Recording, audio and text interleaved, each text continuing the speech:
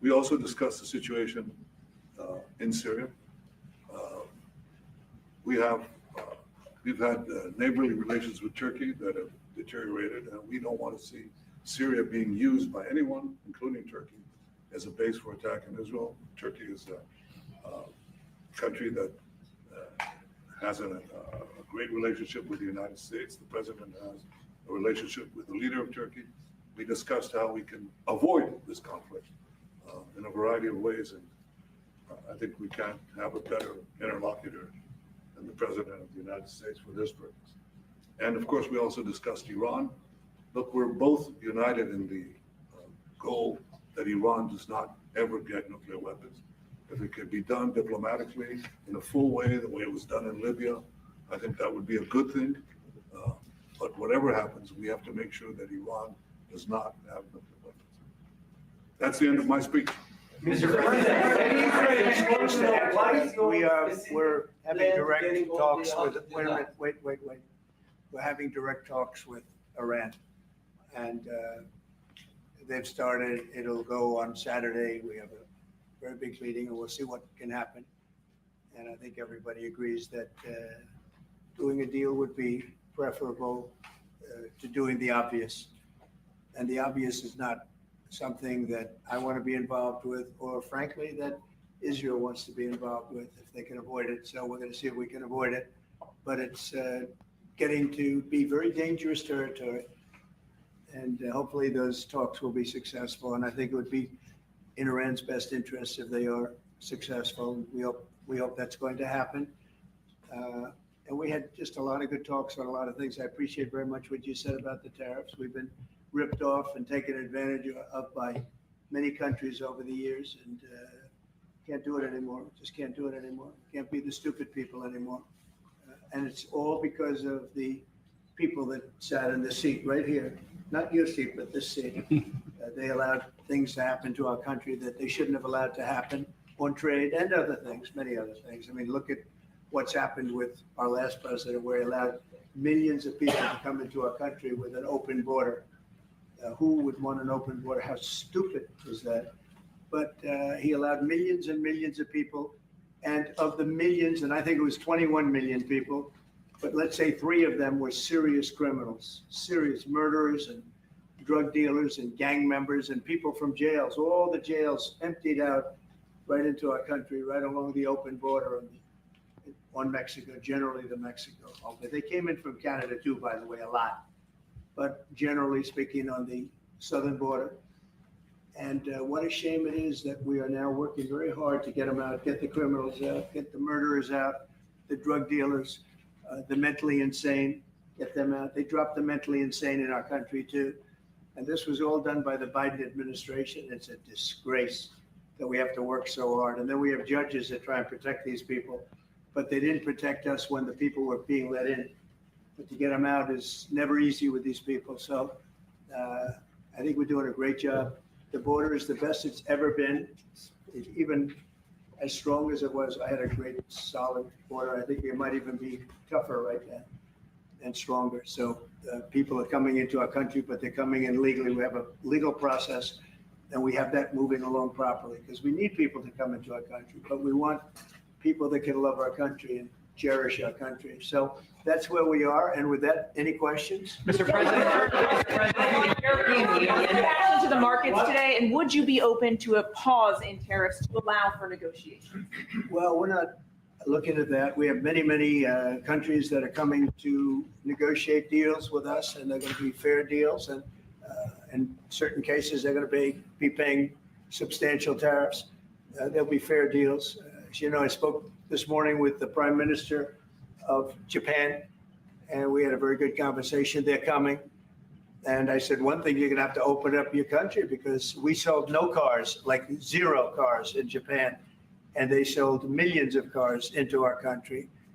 They don't really take our agriculture, a little bit of it just to keep us slightly happy, but they don't take what they're supposed to be taking. So we have a great relationship with Japan. We're going to keep it that way, but they're coming in to meet, and other countries are coming in. With China, as you know, against my statement, they put a 34% tariff on above what their ridiculous tariffs were already. And I said, if that tariff isn't removed by tomorrow at 12 o'clock, we're putting a 50% tariff on above the tariffs that we put on. So they've gone for years. They've become a rich country because of people, again, that were in the White House that allowed this to happen. Hundreds of billions of dollars a year they'd make on us on trade, and it shouldn't be that way. And I have a great relationship with President Xi. I hope it's going to stay that way. I have great respect for China, but they can't do this. We're going to have one shot at this, and no other president's going to do this, what I'm doing. And I'll tell you what, it's an honor to do it because we have been just destroyed what they've done to our system. You know, we have $36 trillion of debt for a reason. And the reason is that people allowed it to get that way. So we'll be talking to China. We'll be talking to a lot of different countries. And I think, you know, if we can make a really fair deal and a good deal for the United States, not a good deal for others. This is America first. It's now America first. And we didn't put America first. We put America last. The people that were in the Oval Office put America last, and we're not going to stand for it. Yeah.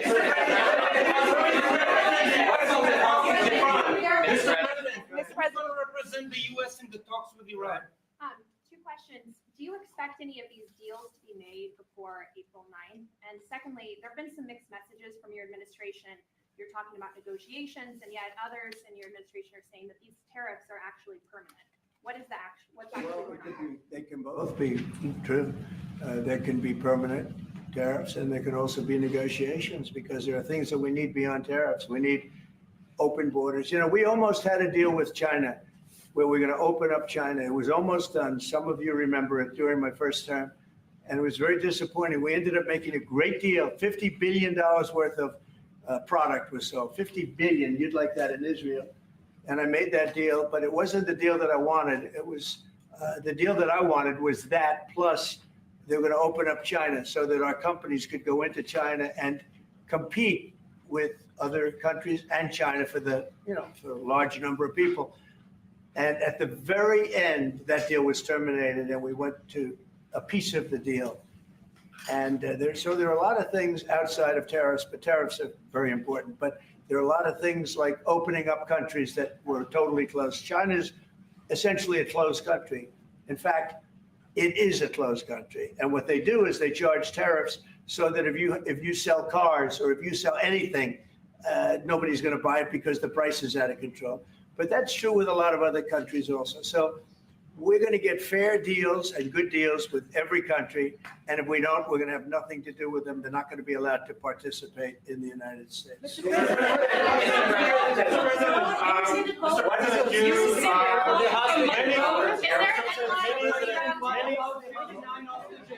Mr. President, many of thank you for the chance. Many of Palestinian Americans who voted for you and not for Biden because you've promised them to end the war in Gaza. Very honored by that vote, too. The war is still going on and there's no hostage deal. Do you have any update on that? Well, I'd like to see the war stop, and I think the war will stop at some point that won't be in the too distant future. Right now, we have a problem with hostages. We're trying to get the hostages out. We got quite a few of them out, but it's a long process. It shouldn't be that long. We have a big problem that we've done. I think I'll ask Pete to maybe talk about it for a second, because a lot of people are asking the Houthis. We've been very tough and very successful militarily. We've really damaged them badly. These were people shooting down ships and other things, by the way, flying objects like airplanes. And we've put a major hurt on the Houthis, which nobody's been able to do. We've really hit them hard, and they know it, and they don't know what to do. And it's every night, night after night. And we've gotten many of their leaders and their experts. They're experts on missiles. I mean, they actually make missiles. Nobody thought that, but they make missiles. They're highly sophisticated, and they're very tough, but they've been very badly damaged. Nobody else was able to do that but us. Pete, you want to discuss that, please? Yes, sir. It's been a bad 3 weeks for the Houthis, and it's about to get worse. It's been a devastating campaign, whether it's underground facilities, weapons manufacturing, bunkers, troops in the open, air defense assets. We are not going to relent. And it's only to get more unrelenting until the Houthis declare they will stop shooting at our ships. And we've been very clear with the Iranians as well. They should not continue to provide support to the Houthis, and that message has been made very clear. So we have a lot more options and a lot more pressure to apply, and we know, because we see the reports, how devastating this campaign has been in them, and we will not relent. We have a great military. There's no military like our military. And despite Biden having given a lot, but nevertheless a pretty small piece, but it was a lot of our military away in Afghanistan. And one of the dumbest situations, I think, and maybe the most embarrassing situation we've ever been involved in, that short period of time in Afghanistan. What a disgrace that was, but left a lot of our military behind, left. You see them in their annual parades where they're parading trucks that are armor plated and different things that they can't, but it's many billions of dollars we left behind. But despite that, we have a tremendous military. That was a very small portion because we rebuilt the military during my first term. And we have great things happening with our military. We also essentially approved a budget, which is in the facility, you'll like to hear this, of $1 trillion, $1 trillion. And nobody's seen anything like it. We have to build our military, and we're very cost conscious, but the military is something that we have to build, and we have to be strong because you got a lot of bad forces out there now. So we're going to be approving a budget, and I'm proud to say, actually, the biggest one we've ever done for the military. We're cutting other things that were under DOGE, but under a lot of other, when you look at a woman getting $2 billion for environmental, and it had nothing to do with environmental, and they had $100 in the bank and they give her $2 billion, many of those cases, all that stuff is going to be cut out, but we are getting a very, very powerful military. We have things under order now, the likes of which we've never had before. We've never had the kind of aircraft, the kind of missiles, anything that we have ordered. And it's in many ways too bad that we have to do it because hopefully we're not going to have to use it. But the military is very, very powerful, and it's going to remain that way. How do you? Mr. President, please. Yes, please. Thank you, Mr. President. I want to ask you about Iran because this is the first time we hear that the U.S. is having a direct contact with the Iranians. Is it possible to give us some more information at what level the U.S. is High level, represented? very high level. Yeah. And We're dealing with the Iranians. We have a very big meeting on Saturday, and we're dealing with them directly. You know, a lot of people say, oh, maybe you're going through surrogates or you're not dealing directly, you're dealing through other countries. No, we're dealing with them directly, and maybe a deal is going to be made. That'd be great. It'll be really great for Iran, I can tell you that. But hopefully, we're not going to have to get into that. We are meeting very importantly on Saturday at almost the highest level. And we'll see how it works out. Please. How do you ensure, Mr. President, that these tariffs don't drive U.S. trading partners into the hands of the Chinese? That they I'm don't- not worried about it. I'm not worried about it. If they want to be in the hands of the U.S., they don't want to be in the hands of the Chinese. The Chinese have turned out to be really not very good at that. People that are with us, they're with us. But we cannot be taken advantage of any longer.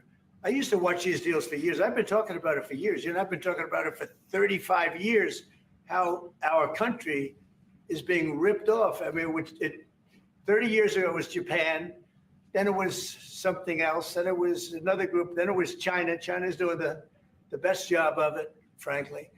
And it's just not going to happen, not going to happen. And then, Mr. President, you said it may EU take. has said that they have offered zero for zero tariffs on cars and industrial goods. Is that not enough? Well, the EU, no, it's not. The EU has been very tough over the years. I always say it was formed to really do damage to the United States in trade. That's the reason it was formed. It was formed with all of the countries from Europe, I guess most of them, not all of them, but most of them. And they formed together to create a little bit of a monopoly situation to create a unified force against the United States for trade.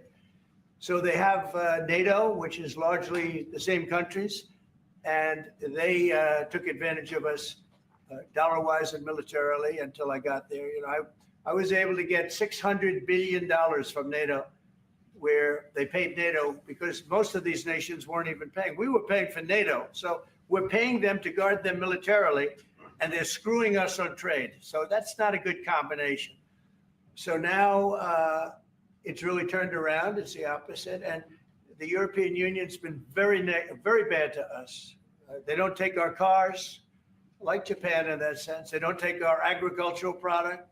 They don't take anything practically. And yet they send millions of cars in a year, Mercedes-Benz, Volkswagen, BMWs. They're sending millions and millions of cars into the US, but we don't have a car that's been sold to the European Union or other places, but let's go for the European Union. And it's not going to be that way. It's got to be fair and reciprocal. It's got to be fair. It's not fair. We have a deficit with the European Union of $350 billion. And it's going to disappear fast. And one of the reasons and one of the ways that that can disappear easily and quickly is they're going to have to buy our energy from us because they need it. They're going to have to buy it from us. They can buy it. We can knock off $350 billion in 1 week. They have to buy and commit to buy a like amount of energy. And we have that, you know, we have more energy than any country in the world. I don't know if you know that. He knows everything, but the one thing he may not know, we have more energy than any country in the world. We have more of every kind of energy, every form of energy, from oil and gas to coal. And people talk about, I call it beautiful, clean coal. As you know, Germany is opening up a coal plant a week. They tried the windmills and it didn't work. They tried all the other solutions and they were ready to go out of business. Now they're doing a coal plant a week. China is now up to 2 coal plants. They're opening 2 major coal plants every single week in China, all over China. And then we're not allowed to use coal. Well, we have clean, beautiful coal more than anybody else. We have oil and gas more than anybody else. We have the most energy of any country in the world, including Saudi Arabia, including everybody, by a lot. And I took it to number 1. We were number 3, and I took it to number 1 during my administration. And the reason that we were hurt so badly and the reason that we went into such incredible inflation during Biden is energy. It was also their bad spending, but energy, because they played around with this incredible thing that we had built, this administration had built, and the energy costs went through the roof. And when that went up, everything else followed. Now, if you look at what's happening, you got to see this today. I said, we're going to try and get groceries down, right? An old-fashioned term, but a beautiful term. Eggs. So when I got in, the press went absolutely crazy the first week. They said, eggs have quadrupled in price. I said, I just got here. Tell me about it. And Brooke Rollins and our team did a great job. And eggs are down now 79%, and they're all over the place. And this was a problem that somebody else would have taken a long time to cure. We have energy is down. We have interest rates are down. We have groceries, meaning food is down. We have everything is down at levels that nobody ever thought possible. Energy looks like it's going to be in the $2.50 a gallon range and maybe below that for a car. So for gasoline. So we're really doing amazing. I mean, we're cutting prices because prices got so high, people couldn't live. I mean, the prices for groceries, the prices for standard groceries, standard things were going through the roof. They couldn't live. And now those prices are coming down. So call them groceries, but that's down, energy's down, and interest rates are down. Everything's down. And the interest rates, the beauty there is when we refinance debt, you know, debt's become such a big factor in this country. We're going to start paying debt off with tariffs and other things. But it's such a big factor because the interest rate's so high. Well, now that's coming way down. So our budget's going to look a lot better because interest costs are way down. And I guess I've done that. Many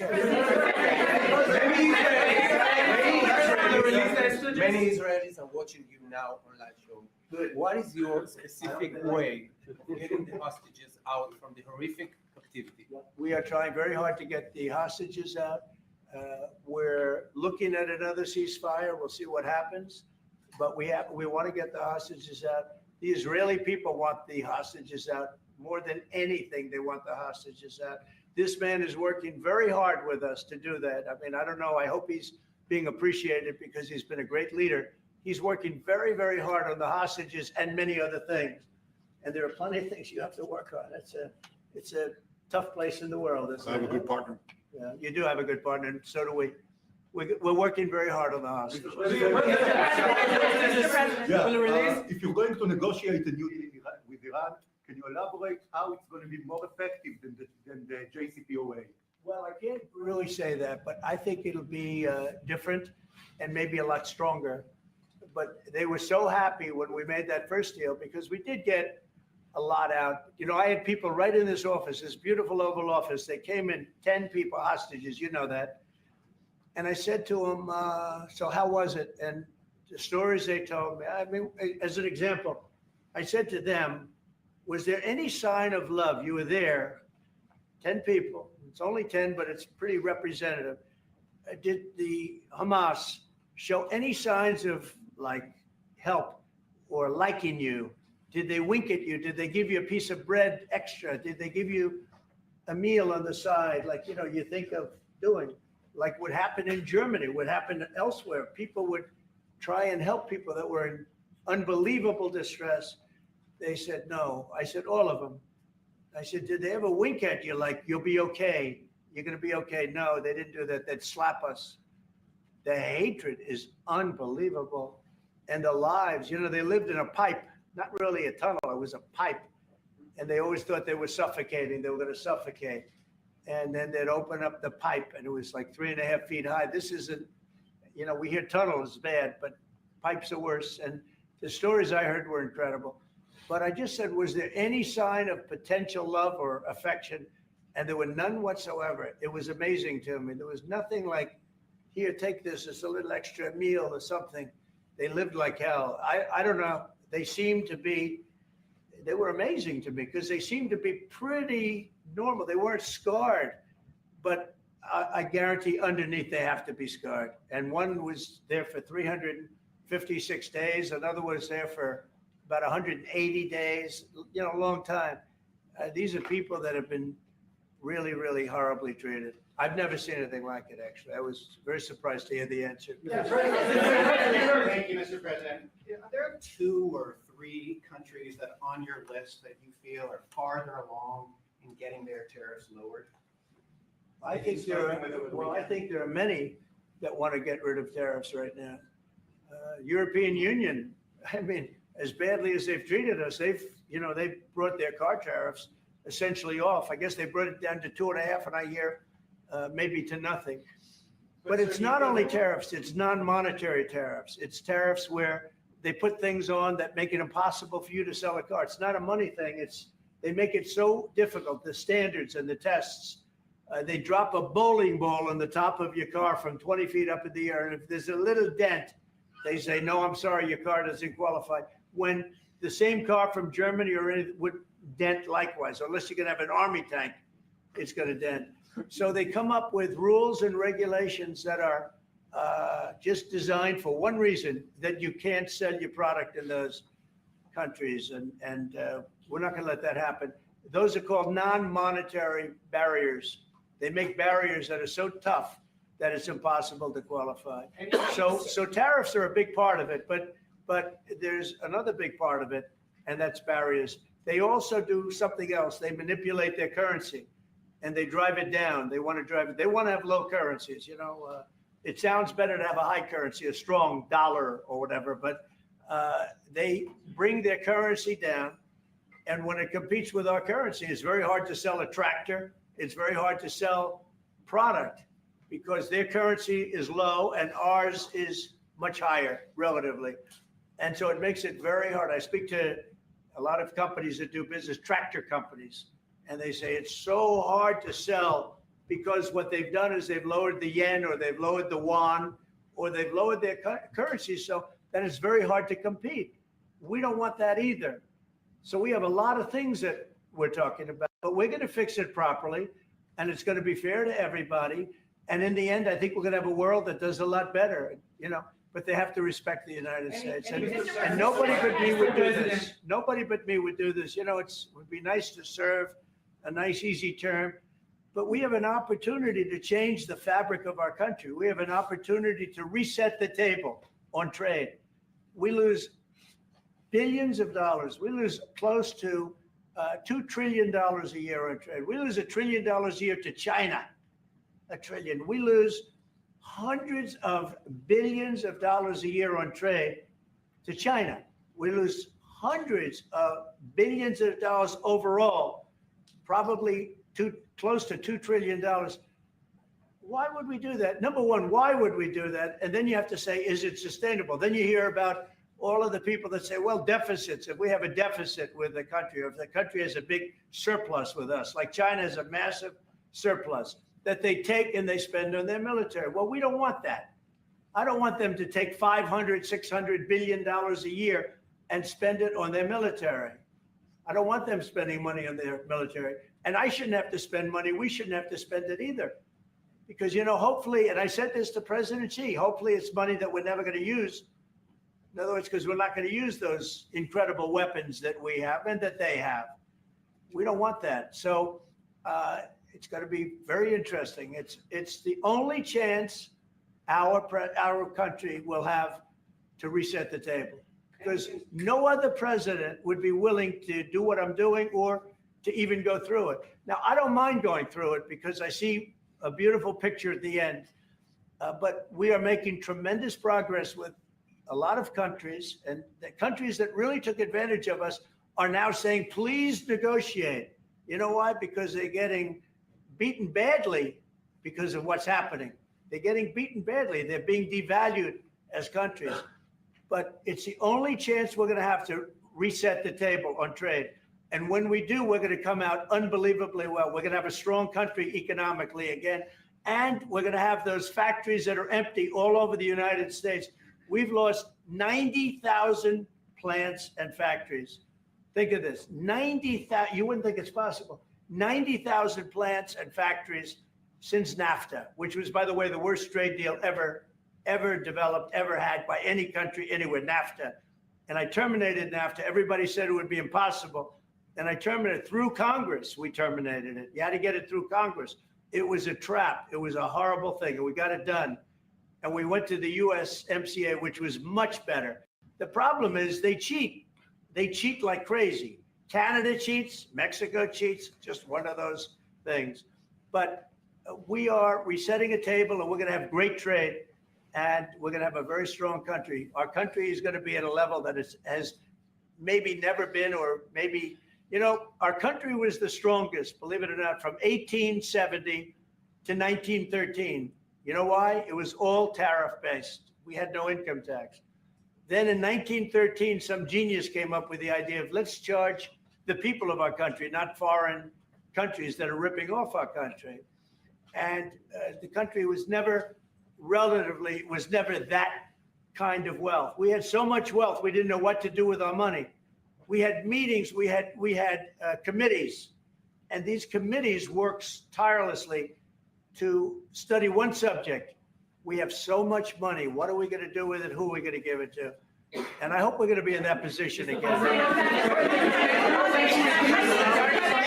Mr. President, do you plan to reduce the tariffs that your government put on Israeli goods, 17%? On where? On Israeli goods, the 17%. Do you plan Well, to we're reduce it? talking about a whole new trade. Maybe not. Maybe not. Don't forget, we help Israel a lot. We give Israel $4 billion a year. That's a lot. Congratulations, by the way. That's pretty good. But we give Israel billions of dollars a year. Billions. It's one of the highest of, and we give a lot of countries money. You wouldn't believe if I said we give Afghanistan a lot of money, didn't it? Because that was a Biden deal, another Biden deal. Not only did he embarrass us with that, but they give them billions of dollars, Afghanistan, right? So, but no, we take good care of our friends, and we don't take care of our enemies. We're not taking care of our enemies anymore, but we do take care of our friends. Reference to the Times of Israel. The IDF is fighting to get in the Gaza Strip. I myself might be called up in a month. Do you think that's the way to pressure Hamas to get to a deal? And do you think blocking humanitarian aid is also an effective pressure tactic? Well, you know how I feel about the Gaza Strip. I think it's an incredible piece of important real estate. And I think it's something that we would be involved in, but, having a peace force like the United States there, controlling and owning the Gaza Strip would be a good thing. Because right now, all it is for years and years, all I hear about is killing and Hamas and problems. And if you take the people, the Palestinians, and move them around to different countries, and you have plenty of countries that will do that, and you really have a freedom zone. You call it the freedom zone, a free zone, a zone where people aren't going to be killed every day. That's a hell of a place. It's you know what I call it, a great location that nobody wants to live in, because they really don't. And when they have good living, real living, where Hamas and all of the problems they have, the level of death on the Gaza Strip is just incredible. And I've said it. I don't understand why Israel ever gave it up. Israel owned it. It wasn't this man, so I can say it. He wouldn't have given it up. I know him very well. There's no way. They took oceanfront property and they gave it to people for peace. How did that work out? Not good. Is the immigration, sorry, Mr. President, is the immigration plan still on the agenda? Which immigration? From Gaza, from Gaza. All it is a concept that I had that I think is good. And now people are copying it. Maybe you want to tell, people are talking about the Trump plan. Gee, why don't we do that? Would you like to answer that question? I think what the president talked about is, first of all, to give people a choice. Gazans were closed in, and every other place, including in arenas of battle. I mean, whether it's Ukraine or Syria or any other place, people could leave. Gaza was the only place where they locked them in. We didn't lock them in. They're locked in. And what is wrong with giving people a choice? Now, we've been talking, including over lunch, about some countries, I won't go into them right now, that are saying, if Gazans want to leave, we want to take them in. And I think this is the right thing to do. If you give, it's going to take years to rebuild Gaza. In the meantime, people can have an option. The president has a vision. Countries are responding to that vision. We're working on it. I hope we'll have good news for you. I will say people really do love that vision. It's a long-term vision, but so importantly is to have that be a safe field, because you're right smack in the middle of the Middle East. You're right along Israel. It should have never, ever been given away. It shouldn't have been given away by Israel. I don't know why they did it. I mean, I do know why, because they were promised peace, but that didn't work out too well, because it's one of the most dangerous pieces of land anywhere in the world. Gaza is one of the most dangerous places in the world. So they gave it away for a good intention, and it didn't work out that way. And a lot of people like my concept, but there are other concepts that I like too. And there are some concepts I don't like. You know what I don't like? The way it is now. Because right now it's a dangerous death trap, Gaza. Yeah. Thank you, sir. Can you talk a little bit about your potential meeting with Vladimir Putin? Do you still plan to meet with him? Could that happen in Saudi Arabia? And maybe you could elaborate as well a little bit on not providing tariffs on Russia, sir. So the reason we're not talking about tariffs with Russia is because we're not doing business essentially with Russia, because they're in a war. And I'm not happy about what's going on with the bombing, because they're bombing like crazy right now. They're bombing. I don't know what's happening there. That's not a good situation. So we're meeting with Russia. We're meeting with Ukraine. And we're getting sort of close, but I'm not happy with all the bombing that's going on the last week or so. Horrible. It's a horrible thing. It's a horrible thing. Can countries negotiate to get below 10%? In terms of In tariffs? terms of tariffs, yes. Look, we've been ripped off and taken advantage of for 40, 50, 60 years. And the reason we got ripped off and the way they did it was tariffs. They would charge tariffs, massive numbers of dollars. And when you look at China, when I took over, it was at $507 billion they were making. I call it making. A lot of people say, oh, it doesn't mean anything. Having a surplus means a lot, in my opinion. It's almost like a profit or loss statement. And when I took over, it was $507 billion that China was, this is originally, first term. And we were very, very tough on them because they were taking that money and they were building a military with it. Then when Biden came in, he let them get away with murder. He had no idea. I'll tell you what, that man had no idea what was happening, whether it was the border or China or anything else. He had no idea what was going on. And they went wild. China went wild. And the money they make is ridiculous, okay? It's just not going to happen. And hopefully we'll get along with China. If we do, that's great. And if we don't, that's okay too. But we can't let that continue because that's an abuse. They abused the poor people that sat in this seat. That poor Biden, he was abused by them. They took advantage of him. And I'm surprised, you know, they have smart people. They were radical left lunatics, but they're smart. I'm surprised they'd allow that to take, you know, to happen. But we are going to bring great trade, and we're going to be fair to other countries. And I will say this, virtually every country wants to negotiate. If I didn't do what I did over the last couple of weeks, you wouldn't have anybody wants to negotiate. We would have gone to these countries, you want to talk? And they, well, we don't want to talk. Now they're coming to us. They're offering things like even Bibi, and this is unrelated because it's a different kind of a relationship. But he started off our conversation today that he's cutting all of the tariffs. He's cutting everything. He's going to get down to a free base. He's going to do things that, in all fairness, other countries, if they said that, would have never even thought about doing it. Now they're offering things to us that we would have never even thought of asking them for because they're experiencing a lot of hurt. And the hurt is that they've taken advantage of us and we finally fought back. Tariffs will make this country very rich. We're rich anyway, but we're rich in a certain way. We have $36 trillion in debt. I want to get rid of it.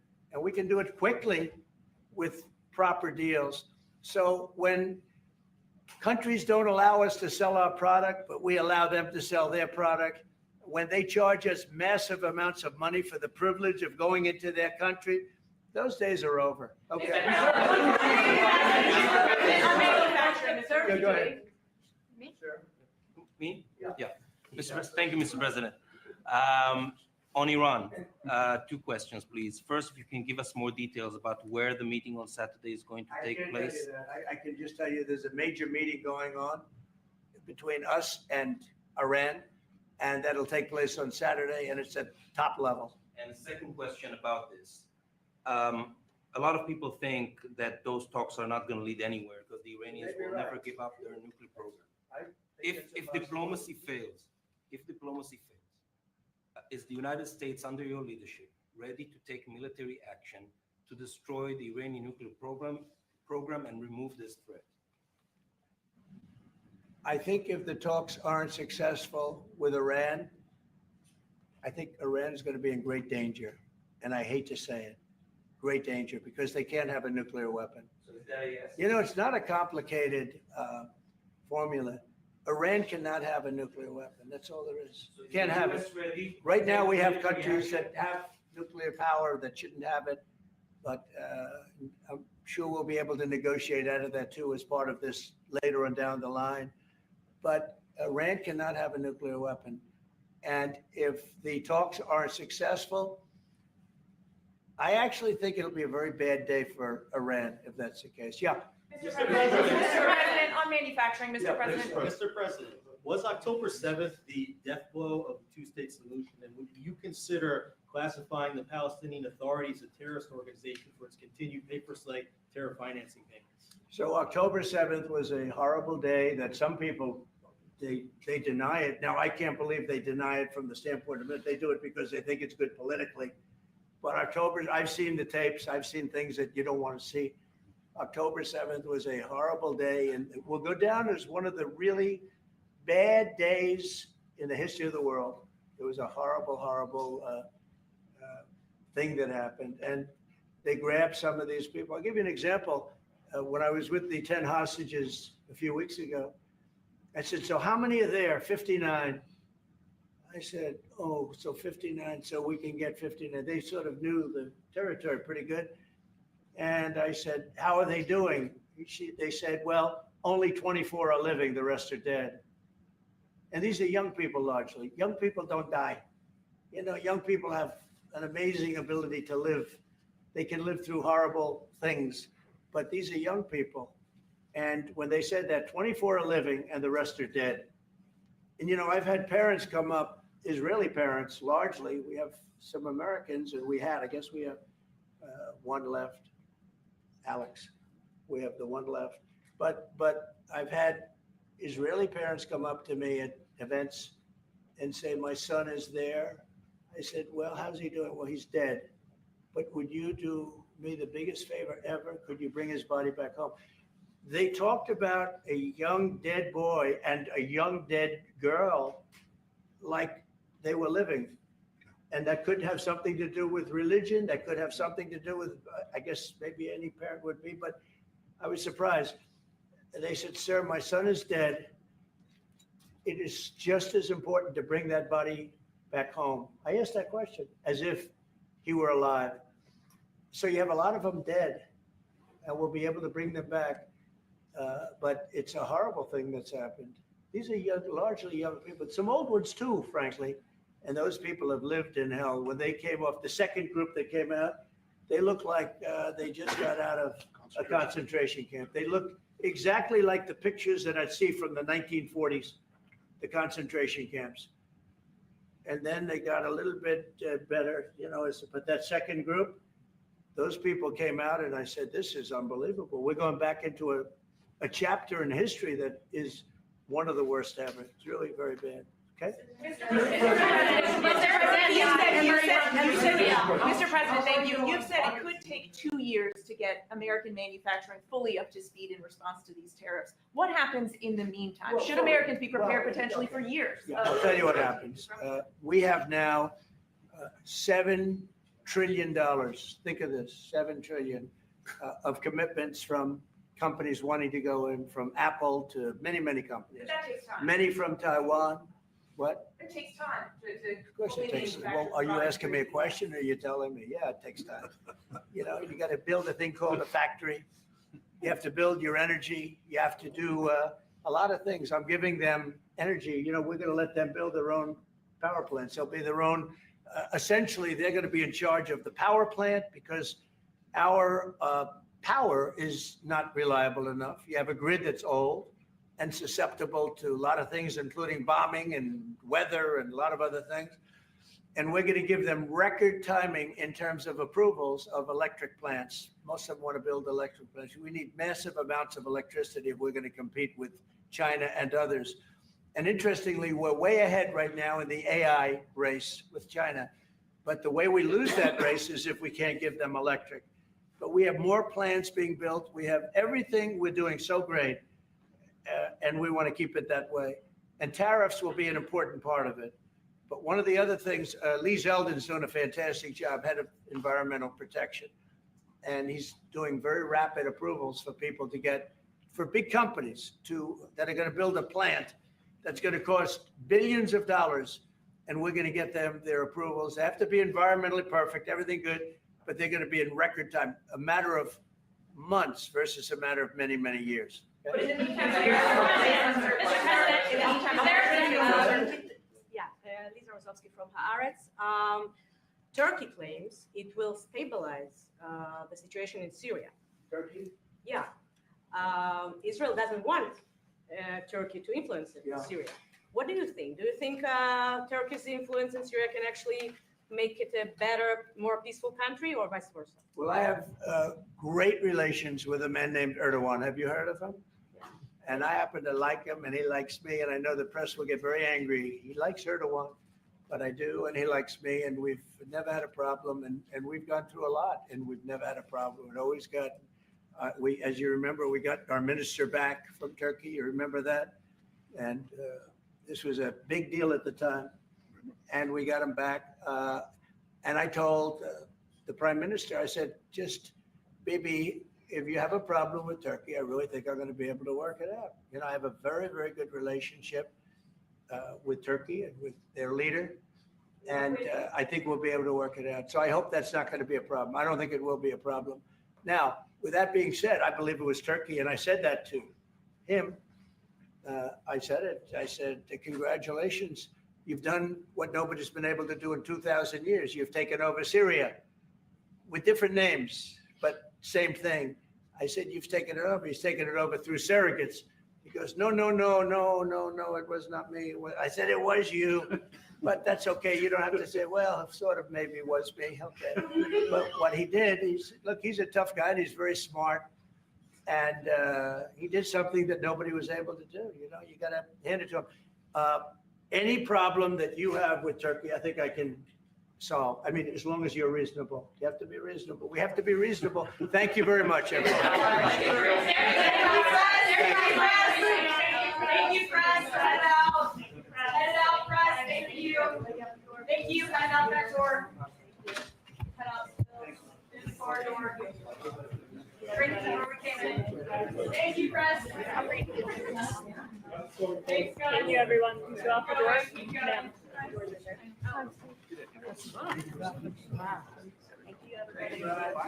See, I tried to get a question in. Have a good day. Thanks, guys. Keep going. Keep going. Thank you. Next time in Israel. Thank you all.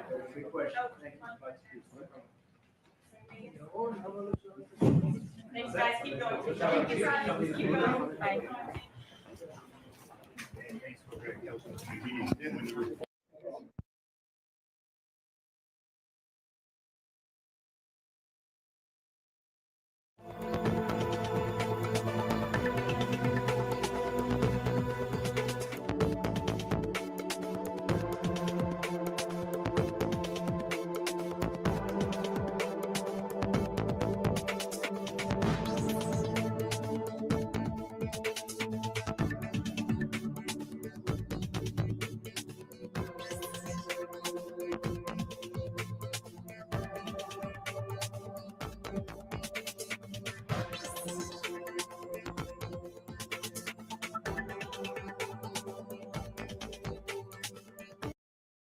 Friends in Israel.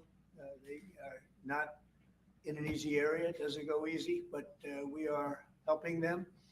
And likewise, they've been helping us very much. And so we'll see how it all works out. But we had great discussions today, I think, on the obvious subject of Iran and also the less obvious subject with respect to Israel, and that's trade. And I think the Prime Minister is going to tell you a little bit about trade and what they're doing for the United States. So I want to thank you all for being here. Thank you very much. And Thank you. Benjamin, thank you very much. Thank you, Mr. President. Thank you, Don. Thank you. Mr. President, I want to first thank you for inviting me again to the White House. You've been a remarkable friend of the State of Israel. You stand by us. You're standing with us. You are a great, great champion of our alliance. And you actually do the things that you say you do. And I think that people respect that enormously. I certainly do, and the people of Israel do. And I think the Jewish people do as well. We just saw your representative in the Department of Justice fighting anti-Semitism, standing up for Israel in international forums. I just want you to know from the heart, it's deeply, deeply appreciated. As you said, we had the opportunity to talk today about many subjects. First, if I can mention tariffs, it's a subject of some interest today. I can tell you that I said to the President a very simple thing. We will eliminate the trade deficit with the United States. We intend to do it very quickly. We think it's the right thing to do. And we're going to also eliminate trade barriers, a variety of trade barriers that have been put up unnecessarily. And I think Israel can serve as a model for many countries who ought to do the same. I recognize the position of the United States. It says, you know, we're allowing other countries to put tariffs on us, but we don't put tariffs on them. And, you know, I'm a free trade champion, and free trade has to be fair trade. And I think that's basically the position that you have put forward, Mr. President. We are going to eliminate the tariffs, and rapidly. I had the opportunity to speak to Secretary Lutnick yesterday. We talked about how we could affect this quickly, and I hope to bring the solution very quickly. We're not talking about intentions. We're not talking about just words. We're talking about results. And those results are going to come. That's the first. Thank you very much. That's very nice. Thank you. Thank you. Mr. President, what about the hostages deal? Well, I What didn't, about the hostages? Let him didn't finish. finish. I'm going to begin. We spoke about not only the hostages, but about Gaza. The hostages obviously is a human story of just unbearable agony. I speak to the families. I spoke to them yesterday. Spoke to another one when I was in Hungary before I came here. I speak to them every day. They're in agony. The hostages are in agony. And we want to get them all out. Steve Witkoff, who's President Trump's very able representative, helped us get a deal that got 25 out. We're working now on another deal that we hope will succeed. And we're committed to getting all the hostages out, but also eliminating the evil tyranny of Hamas in Gaza and enabling the people of Gaza to freely make a choice to go wherever they want. I mean, they should have that choice.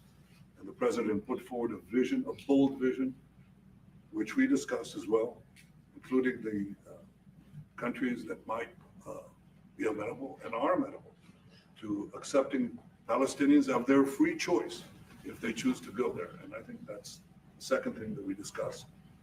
But the hostages came right on top. We also discussed the situation in Syria.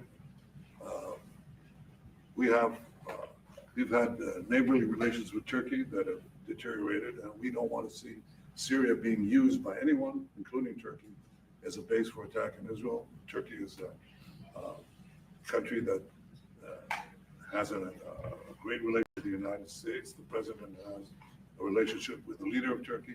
We discussed how we can avoid this conflict in a variety of ways, and I think we can't have a better interlocutor than the president of the United States for this purpose. And of course, we also discussed Iran. Look, we're both united in the goal that Iran does not ever get nuclear weapons. If it can be done diplomatically in a full way, the way it was done in Libya, I think that would be a good thing. But whatever happens, we have to make sure that Iran does not have nuclear weapons. That's the end of my speech. Mr. President, what is your We're having plan direct getting all talks the with, hostages wait a minute, out? wait. We're having direct talks with Iran. And it started, it'll go on Saturday. We have a very big meeting and we'll see what can happen. And I think everybody agrees that doing a deal would be preferable to doing the obvious. And the obvious is not something that I want to be involved with, or frankly, that Israel wants to be involved with if they can avoid it. So we're going to see if we can avoid it. But it's getting to be very dangerous territory. And hopefully those talks will be successful. And I think it would be in Iran's best interest if they are successful. We hope that's going to happen. And we had just a lot of good talks on a lot of things. I appreciate very much what you said about the tariffs. We've been ripped off and taken advantage of by many countries over the years, and can't do it anymore. Just can't do it anymore. Can't be the stupid people anymore.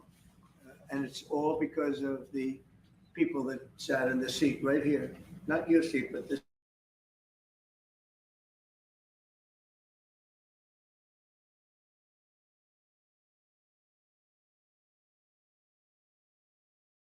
To happen, one trader come into our country with an open border.